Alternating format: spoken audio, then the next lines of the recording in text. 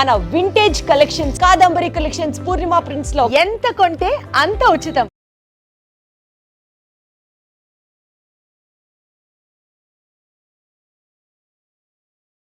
మళ్ళీ అతల సినిమా విషయానికి వస్తే సార్, అంటే మీకు ఒక బ్యూటీ చెప్తాను.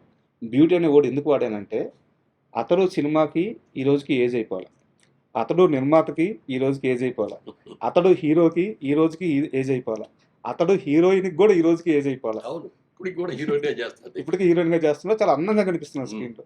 ఏం సార్ ఈ సీక్రెట్ ఏంటి సార్? అతడు సినిమాకి పనిచేసిన వాళ్ళందరూ అలాగే ఉండిపోతున్నారు. అలాగే, ఈవెన్ కెమెరామెన్ అలాగే ఉన్నాడు, మరి డైరెక్టర్ గారు కూడా టాప్లో ఉన్నాడు. అవును, ఏ విధంగా చూసినా ఆ టీం అంతా కూడా టాప్లోనే. అవును, ఇప్పటికీ కూడా 20 ఏళ్ళ తర్వాత కూడా. సో ఇది మరి దీన్ని ఇప్పుడు యంగర్ జనరేషన్ అందరికి కూడా థియేటర్కి వెళ్ళి కూర్చొని సినిమా చూడాలి సార్.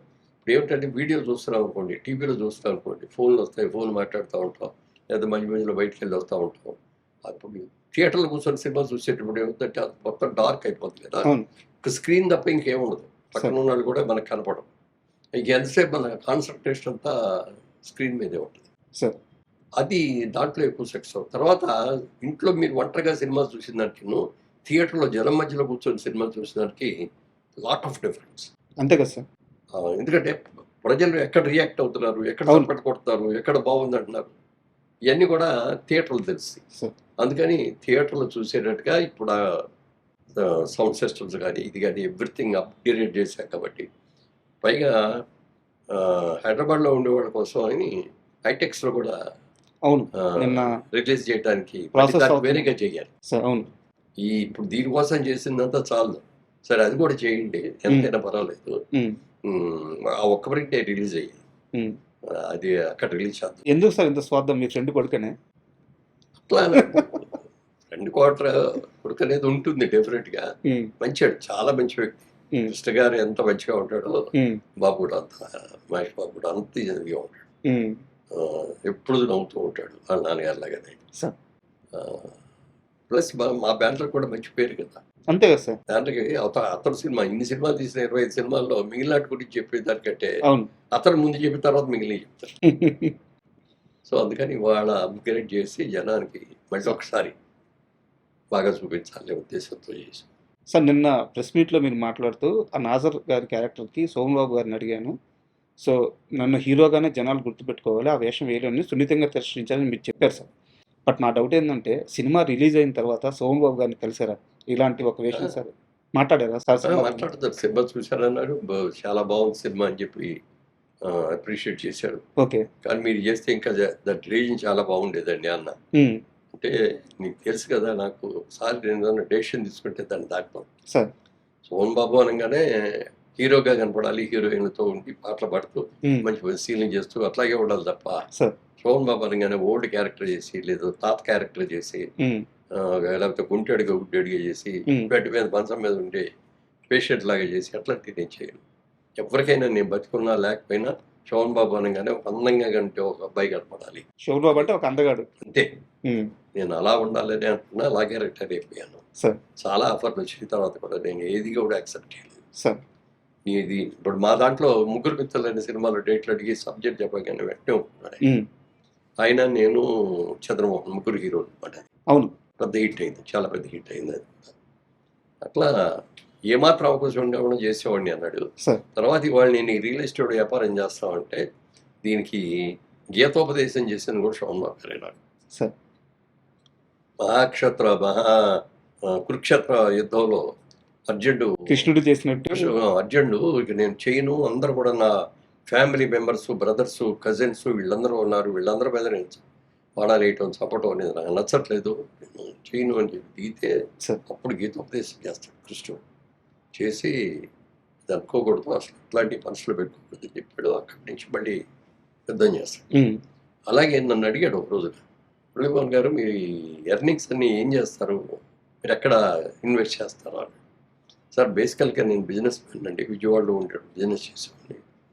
ఆ బిజినెస్లో వచ్చి సినిమాల్లోకి వచ్చాను, అనుకోకుండా అవకాశం వచ్చేది వచ్చాను.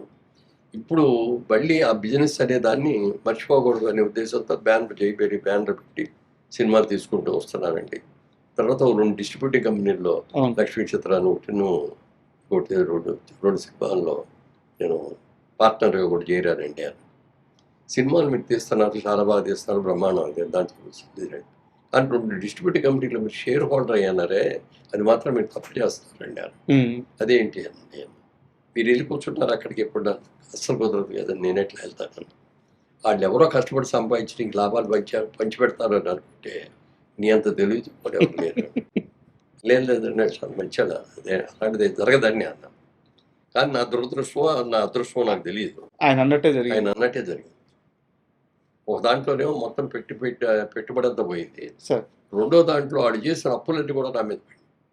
ఆ అప్పులన్నీ నేను తీర్చాల్సి వచ్చింది. సార్ అప్పుడు ఆ అప్పులు ఇచ్చిన వాళ్ళందరూ కూడా ఫైనాన్సర్స్ అందరూ కూడా పిలిచి నాకు సంబంధం లేదు, అయినా సరే కంపెనీలో నేను పార్ట్నర్గా ఉన్నాను కాబట్టి చేయాల్సి వస్తుంది.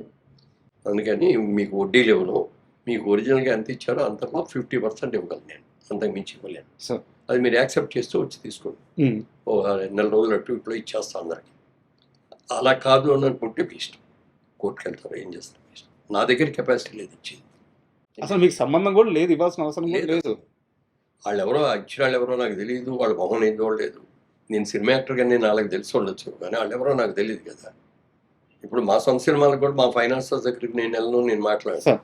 బ్రదర్ కిషోర్ గారే ఉన్నారు, ఆయనే మాట్లాడతారు. ఫైనాన్షియల్ డీలింగ్స్ అన్నీ కూడా ఆయనే చేస్తాడు.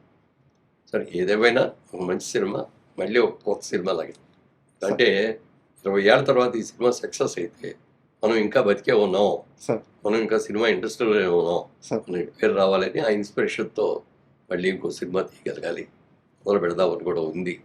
అయితే ఇందాక మొన్న నా ప్రెస్ మీట్లో మీరు కూడా ఉన్నారు కాబట్టి అందులో ఎవరో అడిగారు దీనికి పార్ట్ 2 ఎవరో తీస్తారా అని. అదే సార్ నెక్స్ట్ అది ఒరిజినల్గా ఆ థాట్ డైరెక్టర్ గారికి కూడా ఉందనుకుంటా, అందుకే దాన్ని ఎండింగ్ కూడా మమ్మల్ని సూపర్ షాట్ అని చెప్పి అందరూ అన్ని క్యారెక్టర్లు కలుసుకోవటం, ఇవన్నీ చెప్పడం, లేకపోతే ఒక పార్ట్ పెట్టడం, ఇవన్నీ చేస్తారు కదా.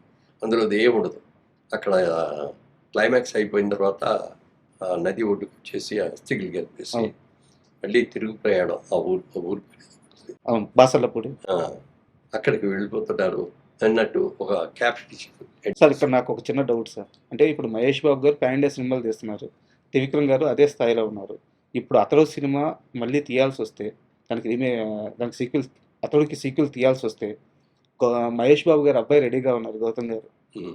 సో అలాంటి ఆలోచన ఏమైనా చేస్తున్నారు ఒక 2-3 ఏళ్ళు ఆగైనా? అది కాదు, ఇప్పుడే కాదు అది సార్. అంటే ఇది మహేష్ బాబుతోనే చేయగలిగారు సీక్వెల్ అని చేసి. సార్ అది మహేష్ బాబు గారు అబ్బాయితో చేయటం అనేది అది తర్వాత, అది వేరే. జేబేరికి అయితే ఆలోచన గారితో చేసాం, సార్ మహేష్ బాబుతో చేసాం, గౌతమ్తో కూడా చేయొచ్చు, చేయకూడదని ఏం లేదు కదా. నాగేశ్వరరావుతో చేసాం, నాగార్జునతో చేసాం, తర్వాత వాటిలో కూడా చేద్దామని అనుకున్నాం కానీ కుదరలేదు. సార్ ఇప్పుడు జేబేరి అనగానే నాకు తెలిసి అప్పటి ఉన్న స్టార్ హీరోలు అందరితో సినిమాలు తీశారు మీరు. బాలకృష్ణ గారితో తీశారు, నాగార్జున గారితో తీశారు. బట్ నా డౌట్ ఏంటంటే మీరు ఎక్కడికి పోయినా సరే నా తమ్ముడు అని సగర్వంగా చెప్పుకుంటారు చిరంజీవి గారి గురించి. అంటే చిరంజీవి నాతో ఫస్ట్ సినిమా చేసినప్పుడు కూడా అతను పెద్ద టాప్ రేంజ్కి వెళ్తాడని చెప్పిన వ్యక్తి మురళీమోహన్ గారు. మీరు అంత గ్రాండ్గా సినిమాలు తీస్తున్నప్పుడు, అంత వేగంగా ముందుకెళ్తున్నప్పుడు చిరంజీవి గారితో ఎందుకు సినిమా ఫైనల్ కాలేదు? అంటే తీయాలని మనసులో చాలా కోరుకుండేది సార్. చాలా సందర్భాల్లో కూడా కలుసుకున్నప్పుడు చెప్పాడు అనమాట, సబ్జెక్ట్ మెయిన్ కదా అన్నయ్య, మంచి సబ్జెక్ట్ చూడండి అన్నాడు. ఓకే. అప్పుడు మేమేంటంటే అప్పట్లో ఎక్కువ రీమేక్లు చేసేవాళ్ళం సార్. ఏదో లాంగ్వేజ్లో రిలీజ్ అయిన సినిమా చూసేసుకొని దాని రైట్స్ అది మళ్ళీ చేసుకున్నాం. మరి ఇంత పెద్ద హీరోని పెట్టుకొని రీమేక్ చేస్తే బాగోదు అని చెప్పి అప్పుడు పెద్ద డైరెక్టర్గా రాఘవేంద్రరావు గారి దగ్గరికి వెళ్ళాం. రాఘవేంద్రరావు గారు చిరంజీవి గారు కూడా చెప్పారు, మీ ఇద్దరు కాంబినేషన్ అయితే బాగుంటుంది, మీరు అంటే పట్టాలు ఎక్కిస్తాను పండినాను. నేను సబ్జెక్ట్ చూడు, సబ్జెక్ట్ లేనిది ఏది ఉంటాయి, నువ్వు సబ్జెక్ట్ చూసి ఇది సబ్జెక్టు అని చెప్పి నాకు నేను ఇమ్మీడియట్గా మీ చేతికి అడ్డమే ఉందన్నారు, రెడీ అన్నాడు. కానీ మరి అది ఆ కాంబినేషన్కో కుదరలేదు. మా ముగ్గురు కాంబినేషన్తో చేద్దామని అనుకున్నాం. అది ఏపీ బ్యానర్ చిరంజీవి గారు, రాఘవేంద్రరావు గారు అని అనుకున్నాం. అది అందుకే తీయలేకపోయాం.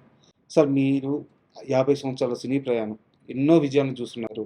అంటే మీ ముందు ఒక సినిమా నెంబర్స్ గురించి మాట్లాడడం అంత భావ్యం కాదు. కాకపోతే ఇప్పుడున్న పరిస్థితుల్లో ఏంటంటే మొన్న కలేజా సినిమా రిలీజ్ అయినప్పుడు 10 కోట్ల దాకా కలెక్షన్ చేసింది.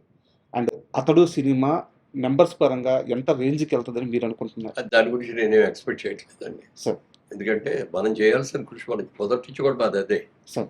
నీ కృషి నువ్వు చేయి, సార్ ఫలితం గురించి ఆలోచించదు. గీతలో చెప్పిన వాక్యం సార్ కృష్ణ పరమాత్ముడు చెప్పిన. అందుకని మా కృషి మేము చేస్తున్నాం. ఉమ్, మళ్ళీ పాత సినిమా లాగా కాకుండా కొత్త సినిమా లాగా ఉండేటట్టుగా ఉమ్, అన్ని టెక్నికల్గా కూడా దాన్ని బాగా డెవలప్ చేసి చేస్తున్నాం. అది డెఫినెట్గా సక్సెస్ అవుద్ది, అందులో డౌట్ ఏం లేదు. ఎందుకంటే ఇన్నేళ్ళగా అది దాన్ని గుర్తుపెట్టుకొని వాళ్ళు ఉన్నారంటే అవును సార్ ఒకసారి స్క్రీన్ మీద చూద్దాం, వెళ్ళి బిగ్ స్క్రీన్ మీద అనుకుంటారు వాళ్ళ యంగర్ జనరేషన్. అంతే కదా సార్. పైగా చూసి ఆనందం పొందాలండి. మహేష్ బాబు ఫ్యాన్స్ కూడా ఆకలి మీద ఉన్నారు సార్. అట్లా ఉంది. ఎందుకంటే వాళ్ళకి ఇంకో 2 years దాకా సినిమా రాదు. సినిమా రాదు, రాజమౌళి గారి సినిమా ఎలా రాజమౌళి సినిమా రిలీజ్ అయ్యేదాకా రాదు. అవును అందుకని ఇదే ఆ లోటు ఈ సినిమా తీరుస్తుంది. అంటే ఖచ్చితంగా మంచి మంచి సినిమా అవుద్ది, అందరూ చూస్తారు ఒకసారి. సార్ మళ్ళీ థియేటర్కి వెళ్ళి చూద్దాం ఒకసారి సార్ అనే ఆలోచన వస్తుంది. సార్ ఫైనల్గా ఒక క్వశ్చన్. జైబేరి ఆర్ట్స్ ఒకప్పుడు సంచలనం సృష్టించిన బ్యానర్, తర్వాత బ్రేక్ వచ్చింది. మళ్ళీ నిన్న ప్రెస్ మీట్లో సినిమాలు స్టార్ట్ చేయబోతున్నాము, కాన్సెప్ట్ ఓరియంటెడ్ మూవీస్ చిన్న సినిమాలతో స్టార్ట్ అవుతామని చెప్పి అన్నారు. సార్ ఇది మాత్రం చాలా సీరియస్ క్వశ్చన్. మురళీమోహన్ గారు లైఫ్లో సాధించలేనిదంటూ ఏదీ లేదు ఇప్పటిదాకా.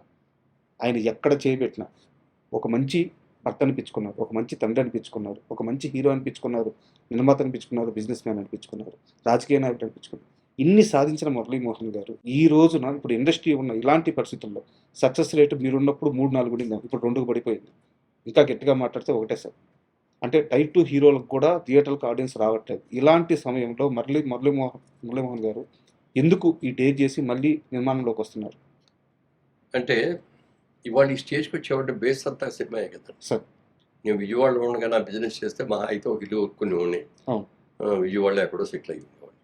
లేదు చదువుకొని బాగా చదువుకొని ఉద్యోగం చేస్తే రిటైర్ అయిపోయి ఇప్పుడు పెన్షన్ తింటా ఉండేవాడిని. సార్ ఇవాళ ఈ స్టేజ్ వచ్చిందంటే cinema. Sir because of cinema ఈ రోజు ఈ స్టేజ్లో ఉన్నాం. మరి ఈ సినిమాని మర్చిపోకూడదు కదా మనం. అందుకని సినిమా చేద్దాం. రామోజీరావు తీశారు, అన్ని బడ్జెట్ సినిమాలు తీశారు తప్ప ఎక్కడన్నా పెద్ద సూపర్ హిట్ పెద్ద క్యాస్టింగ్ పెట్టి చేసి లేదు, ఆయన చిన్న సినిమా తీస్తే అది పెద్ద సినిమా అది అయిపోయింది. పెద్ద సినిమాలు అయింది. అవును అంటే ఆయన ఉద్దేశం ఏంటంటే సినిమా పెద్ద క్యాస్టింగ్లు పెట్టుకొని 4 హీరోలను పెట్టి తీయగలిగిన కెపాసిటీ ఉంది. అవును ఆ సంస్థ అడిగిందంటే హీరోలు కూడా డేట్లు ఇచ్చేస్తారు, డబ్బుల గురించి కొదవలేదు వాళ్ళు చేసేస్తారు. కానీ ఆయన చిన్న సినిమా తీసి పెద్ద సినిమా చేయాలి అన్న ఆలోచనలు వచ్చి కూడా ఇప్పుడు నేనేంటంటే మధ్యలో గ్యాప్ వచ్చింది, సిస్టమ్ మారిపోయింది. ఈ గ్యాప్లో పెద్ద సినిమా చేసేదానికంటే కూడా ఒక చిన్న సినిమాతోనే స్టార్ట్ చేద్దామని అనుకుంటున్నాం. సార్ మీరు ఆ రోజున ప్రశ్నలో అడిగిన రోజులు అక్కడే అన్నా నేను, రేపటి నుంచి నాకు అన్ని ఈ ఫోన్లే వస్తాయన్నాను. ఆ రోజు మధ్యాహ్నం నుంచి మొదలైపోయింది. అవునా? నా దగ్గర మంచి సబ్జెక్ట్ ఉందని సబ్జెక్ట్ చెప్తా ఉంటే పెద్ద సినిమాలు అంటూ చేస్తే వారసులు సీక్వెల్ చేస్తాం. అవునా? సూపర్. దాంతో ఇది ఈజీ కదా, అవును director easy, hero easy, banner easy. So launch చేయొచ్చు అయితే మీరు గౌతమ్. అదే ఆ సైడ్ నుంచి రావాలి ఓకే, ప్రజలు అనేది మన సైడ్ నుంచి. మీరు రెడీగా ఉన్నారు? మీరు ready. Okay super. And sir ఫైనల్గా అంటే అతడు లాంటి సినిమాని మళ్ళీ ఇంకొకసారి థియేటర్కి తీసుకొచ్చి ఈ జనరేషన్కే కాదు సార్, మా జనరేషన్ కూడా, అంటే మేము ఆల్రెడీ చూసిన వాళ్ళమైనా సరే అందరికీ మరొకసారి ఒక అద్భుతాన్ని స్క్రీన్ మీద చూపించబోతున్నారు. మీ ప్రయత్నం నిజంగా హ్యాట్స్. ఎందుకంటే ఈ ప్రయత్నంలో మీకు ₹1 లాభం లేదు. మీరు చేస్తుంది ఒక మంచి కాజ్ కోసం, ఒక మంచి సినిమాని మళ్ళీ తీసుకొస్తున్నారు. ఈ ప్రయత్నం సూపర్ డూపర్ హిట్ అవ్వాలి. మళ్ళీ మనం ఇలాగే కూర్చొని మరో మంచి ఇంటర్వ్యూ చేయాలి. And thank you very much. ప్రేక్షకులందరూ కూడా నా శుభాకాంక్షలు తెలియజేస్తానండి. ఈ చిత్రం మీ అందరి కోసం మీరు థియేటర్లో చూడాలి అనే ఉద్దేశంతో ఇది చేస్తున్నాం. ఇందులో ఏం ఫైనాన్షియల్గా ఆలోచించి చేయట్లేదు. ఒక్కసారి మా సంతృప్తి కోసం మీరు అందరూ థియేటర్కి వెళ్ళి థియేటర్లో కూర్చొని సినిమా చూసి ఆనందించారు. Thank you. అదే నేను కోరుకుంటున్నాను.